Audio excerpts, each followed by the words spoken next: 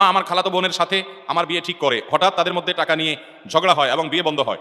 আমি আর আমার খালাতো বোন সাক্ষী ছাড়া কাজী অফিসে গিয়ে বিয়ে করে ফেলি এবং যে যার বাসায় আসি। এখন আমাদের সম্পর্ক কেউ মানছে না, আমাদের জোর করে অন্য জায়গায় বিয়ে দিতে চায়, বিয়ে না করলে জাহান্নামে যাওয়ার অভিশাপ দেয়, কাজীকে টাকা দিয়ে বিয়ে বাতিল করে। এখন আমরা কি করব? জটিল প্রশ্ন ভাই। খালাতো বোনের সাথে বিয়ে ঠিক হয়েছে, এর মধ্যে টাকা নিয়ে ঝগড়া হয়ে বিয়ে ভেঙে ফেলছে। ওই যে একটু আগে বললাম, বাবা মা বেশিরভাগ ক্ষেত্রে অনেক ফ্যামিলিতে দেখা যায় যে টাকা পয়সার হিসাব নিকাশের উপর ভিত্তি করে ছেলে মেয়েদের বিয়ে ঠিক করে।